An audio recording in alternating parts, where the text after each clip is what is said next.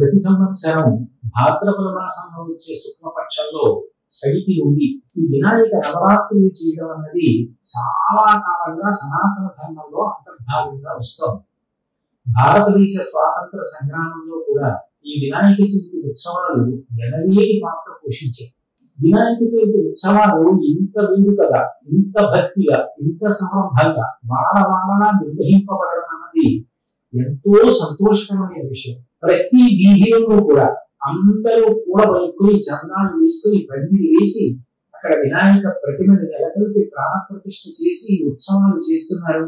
అందరి మధ్య సమైక్యతా భావన ఏర్పడడానికి, అందరూ ఒక కుటుంబంలో బ్రతకడానికి ఇది కారణమవుతోంది. అంతవరకు ఎంతో సంతోషకరమైన విషయం. కానీ చిట్ట చివర ఆ గణేశ మూర్తిని నిమజ్జనం చేయడానికి చేసే ఊరేగింపులో కానీ, ఆ ఉత్సవంలో కానీ ఈ మధ్య కాలంలో అనేక అపశృతులు చోటు చేసుకుంటున్నాయి.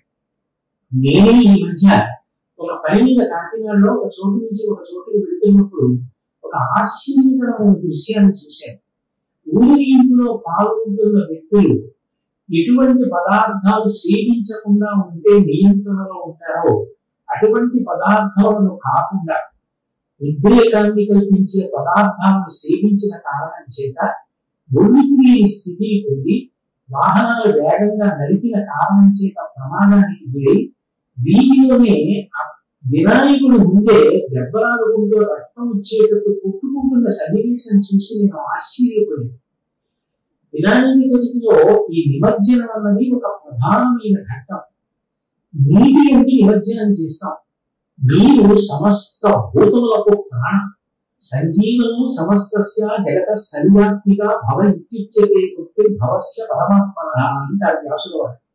నీటి రూపంలోనే సమస్త ప్రాణుల యొక్క ప్రాణములను భగవంతుడు నిలబెడుతుంటాడు. అటువంటి నీటిలో వినాయకమూర్తిని నిమజ్జనం చేశాము అంటే దాని అర్థం ఆ నీటిలో ఆయన ప్రవేశించి కలిగిన కారణం చేత సమస్త భూతముల యొక్క ప్రాణశక్తి బాగా నిలబడాలి.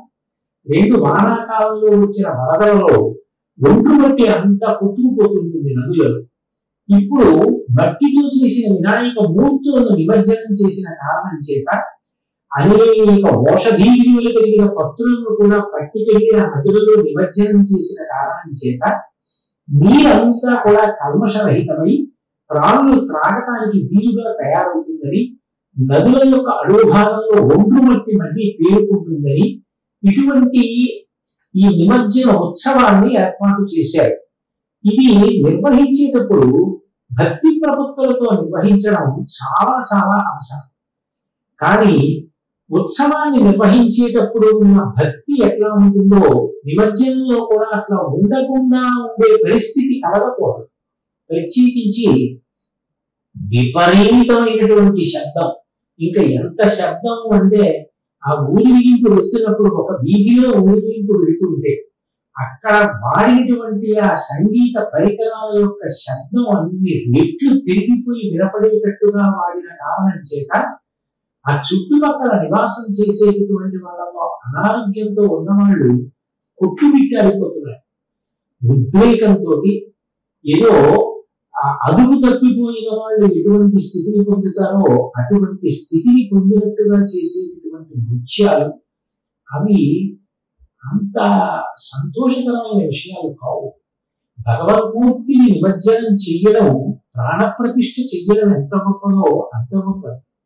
మనం ఆ ఊరేగింపులో వెళ్ళేటప్పుడు చక్కగా సాత్వికంగా భజన చేసుకుంటూ ఏ విధమైనటువంటి ఆ భయానికి కారణమైనటువంటి పరిస్థితి కలగకుండా ఉండేటట్టుగా చూసుకోవడం మనందరి యొక్క కర్తవ్యం.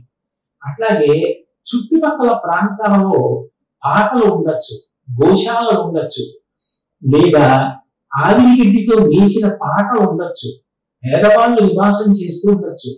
యుక్తాయుక్త విచక్షణ లేకుండా కాల్చే బాణ సంఖ్య కూడా అగ్ని ప్రమాదానికి కారణమవుతుంది. అట్లాగే వాహనాల మీద అసలు ఎంత శబ్దాన్ని పెంచవచ్చో అంత శబ్దం పెరిగేటట్టుగా శబ్ద నియంత్రణకి ఉపయోగపడే పరికరాన్ని తొలగించి అంత శబ్దం చేస్తూ ఒక్కొక్క వాహనం మీద ముగ్గురు నలుగురు ఎక్కి ఒక్కొక్కసారి దాని మీద నిలబడుతూ పెద్ద పెద్ద కేకలు వేస్తూ పాము రహదారి మీద ఎలా పాకుతుందో అలా అడ్డంగా నడుపుతుంటే కొంచెం వయసులో పెద్దవాళ్ళు అటువైపు నుంచి వస్తుంటే భయపడిపోయి రహదారికి ఒక పక్కకు వెళ్ళిపోయి నిలబడి అది వెళ్ళిపోయిన తర్వాత వెళ్ళవలసిన పరిస్థితి ఏర్పడుతుంది. ఇవి నేను చాలా ప్రేమతోటి చాలా సోదర భావంతో చెప్తున్న మాటలు తప్ప ఎవరిని విమర్శించాలన్నది నా ఉద్దేశ్యం కాదు. ఇంత కష్టపడి వినాయక చవితి పండుగ పెడుతున్నారు, ఇంత భక్తితో ఉత్సవాన్ని చేస్తున్నారు, ఇంత డబ్బు ఖర్చు పెడుతున్నారు, ఇన్ని నైవేద్యాలు పెడుతున్నారు, ఇంత సమైక్యతా భావంతో చేస్తున్నారు.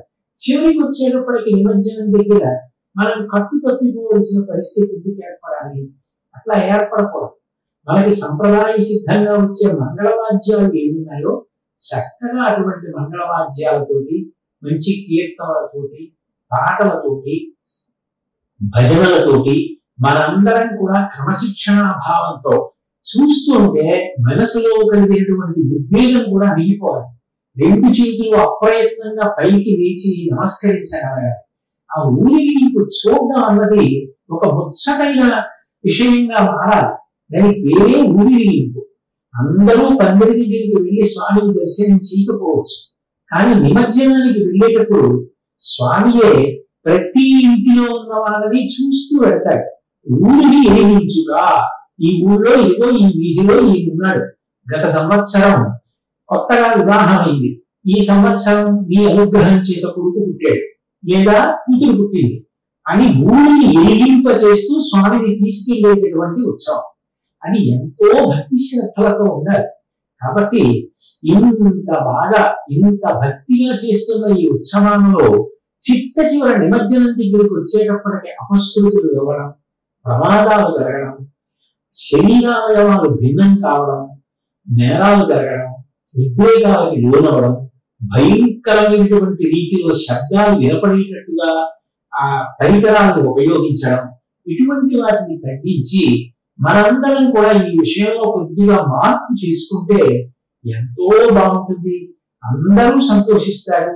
కాబట్టి నేను ఈ చూసిన వరకు సమాజ శ్రేయస్సు వరకు అందరూ బాగుండాలన్న ఉద్దేశ్యంతో కేవలం ప్రేమ భావన తప్ప ఎవ్వరిని విమర్శించడం నా ఉద్దేశ్యం కాదు.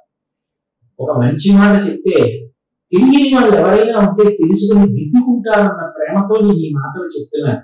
కాబట్టి దయచేసి నిమజ్జనోత్సవాలు పరమ ప్రశాంతంగా భక్తితో కూడుకున్న వాతావరణంలో జరిగేటట్టుగా అందరూ సహకరించి ప్రభుత్వం కూడా ఎంతో ఆనందపడేటట్టు, ప్రత్యేకించి రక్షణ భటులు పోలీసులు ఎంతో సంతోషంగా ఊరిని పెడుతుంటే వాళ్ళు కూడా ఆనందంగా చూసేటట్టు, ఊళ్ళన్నీ కూడా సంతోషం పొందేటట్టు, దేశమంతా సుభిక్షంగా ఉండేటట్టు ఈ నిమజ్జనోత్సవాలు జరిగేటటువంటి పరిస్థితి కలగాలని, దానికి అనుగుణంగా భగవంతుడు తమ నిర్హేతుక కృపా కటాక్ష వీక్షణము చేత సమస్త విభూతులను వర్షించి అందరి ఆలోచన సరళిలో ఒక మంచి మార్పు వచ్చి నిమజ్జనోత్సవాలు పరమ ప్రశాంతంగా ఆహ్లాదకర భక్తిపురస్సరమైన వాతావరణంలో జరిగేటట్టు అనుగ్రహించుగాక అని నేను నమస్కరించి ప్రార్థన చేస్తూ మీ అందరికీ విజ్ఞప్తి చేస్తూ సెలవు తీసుకుంటున్నాను. స్వస్తి.